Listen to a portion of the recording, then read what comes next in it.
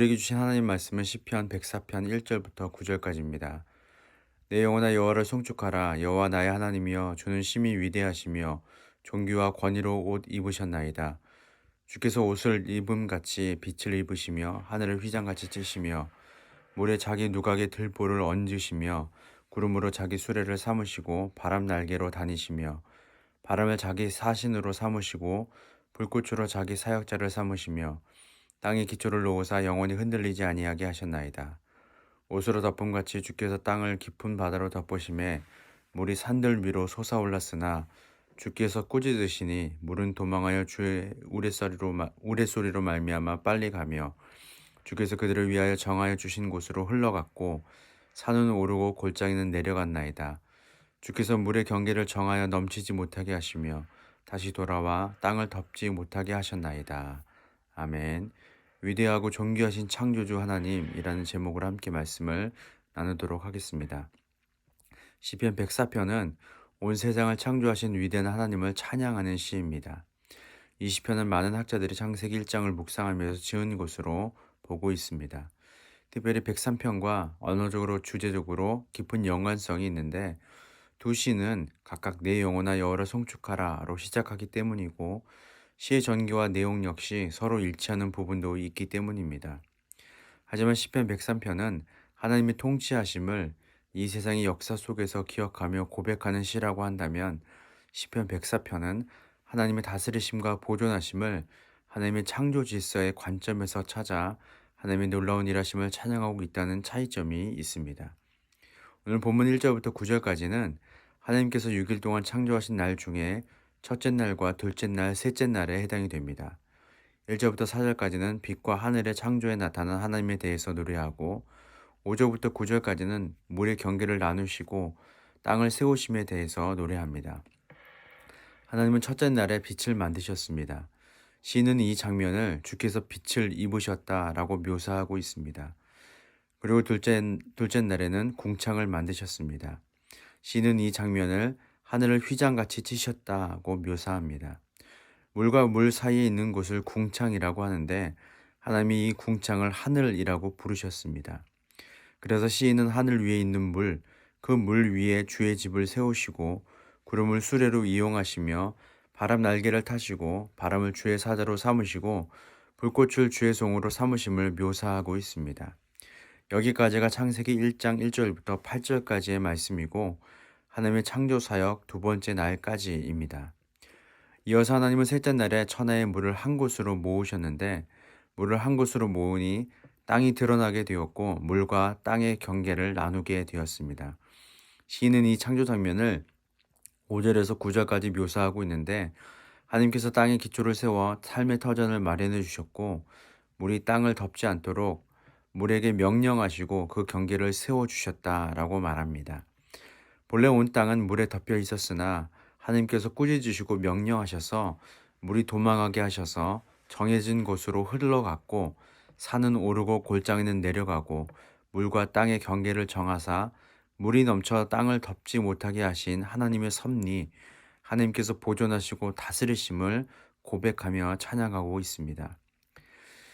오늘의 이 말씀을 묵상하면서 들었던 마음은 하나님의 존재에 대한 더 깊은 묵상입니다.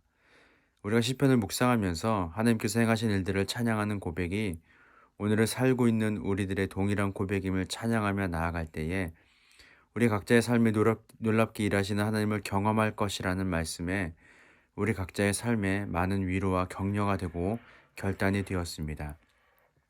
그런데 오늘 주신 마음은 여기서 더 나아가 시편 기자가 하나님의 창조 질서 가운데 발견한 하나님의 놀라운 일하심 속에서 나타나고 알 수 있는 그분의 위대하심과 그분의 존귀하심을 통해 우리가 묵상하게 되는 것은 우리 신앙의 삶의 가장 근본이 되는 질문에 대한 그 답에 대한 내용이라는 것입니다.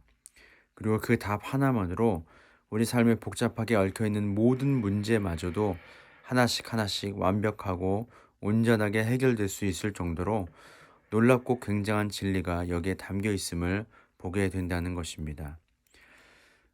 먼저 가장 단순하면서 기초적이고 정말 중요한 질문 하나를 던져보겠습니다. 아직 세상을 잘 모르는 어린아이에게 있어 그 아이의 삶에 있어서 가장 중요하게 작용하고 있는 요소는 무엇일까요? 인간의 본성에 따른 기본적인 욕구인 먹고 자고 싸는 것일까요? 바로 부모님의 존재입니다. 아이는 그것 하나만 확인해도 나머지 먹고 자고 싸는 것은 그렇게 크게 생각하지 않습니다. 왜냐하면 부모라는 존재가 그것을 알아서 해결해 줄 것을 알기 때문입니다. 어떤 단체에서 아이들의 심리를 조사하기 위해 두 가지 질문을 던져보았습니다. 하나는 아이가 가장 두려울 때가 어느 때인지 질문하였습니다. 여러분의 인생에서 가장 두려울 때가 어느 때인가요? 죽음에 직면했을 때, 돈이 없을 때, 강도가 위협할 때, 아이는 어떻게 대답을 했을까요? 대부분의 아이들이 이렇게 대답했다고 합니다.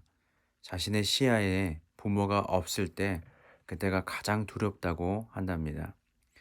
하나님의 자녀로서 우리가 가장 두려워야 할 때가 언제입니까? 하나님 앞에 내 문제를 놓고 해결해 주실 것을 열심히 기도했는데, 그 기도가 더디 응답이 되고, 내 문제는 점점 커져만 가고, 이제는 내가 어떻게 감당할 수 없게 되었을 때, 그때가 가장 두려운가요? 아닙니다. 내 삶에 하나님이 없다고 생각할 때가 가장 두려운 때인 것입니다. 과연 내 삶에 하나님께서 동행하실까? 의문이 들 때가 가장 두려운 때입니다. 그리고 그런 자각조차 없을 때가 인생에서 가장 최고로 위험한 때라는 것입니다. 그래서 다윗이 고백한 시편 51편의 내용을 보면 다윗 인생에서 하나님과 사람 앞에서 정말 큰 죄를 짓고 나서 회개한 이 고백의 내용 중에 나를 주 앞에서 쫓아내지 마시며 주의 성령을 거두지 마옵소서라고 고백하는 것을 보게 됩니다. 다윗은 그의 인생에서 가장 두려운 것이 무엇인지 아는 것이죠. 자신의 삶에서 하나님이 떠나시는 것, 그것이 가장 두렵다고 말하는 것입니다. 아이들에게 두 번째 질문을 하였습니다. 그러면 이 세상에서 어떻게 할 때 가장 행복하느냐라는 질문이었습니다. 좋은 집에 살고, 100평 아파트, 좋은 차를 타고, 친구들이 가지지 못한 장난감을 가지고 있고, 먹을 것을 마음대로 먹을 수 있고, 그런 것들이 있을 때 제일 행복하느냐고 물었습니다. 그런데 아이들의 대부분의 대답은 이것이었습니다. 가장 행복한 때는 부모와 함께하는 시간이라고 대답하였습니다. 이 리서치의 결과로 인해 말하고자 하는 것은 어른의 시선과 아이의 시선이 이만큼 다르다라는 것이죠.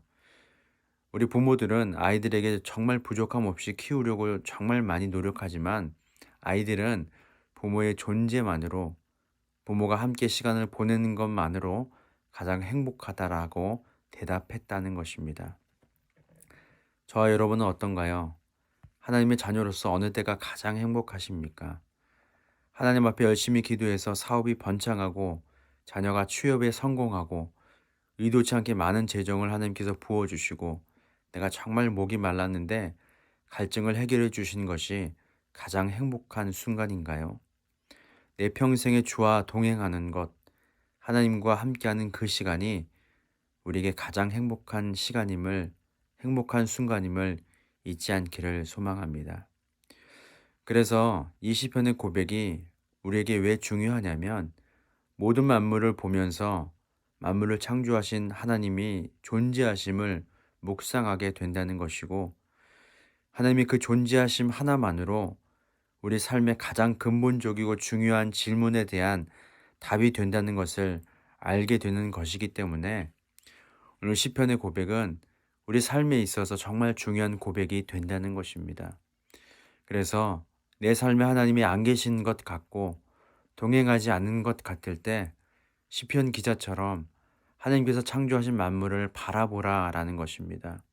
그리고 만물을 바라보며 만물을 창조하신 하나님을 묵상하고 그 하나님께서 여전히 나와 함께 하심을 여전히 나와 동행하고 계심을 믿음으로 바라보며 고백하라는 것입니다. 그렇게 창조주 하나님을 묵상하고 그분과 동행함을 즐거워하는 저 여러분들 되시기를 예수님 이름으로 소망합니다. 기도하겠습니다. 하나님, 제 심령에 빛을 입히셔서 위대하고 존귀하신 하나님을 선명히 알아가게 하옵소서. 하나님의 만드신 세상 속에서 하나님의 크신 능력을 보게 하시고 인생의 고비마다 하나님의 놀라운 계획을 읽게 하옵소서. 완전하신 하나님 앞에 찬양과 경배를 올려드립니다. 감사드리며 예수님의 이름으로 기도합니다. 아멘.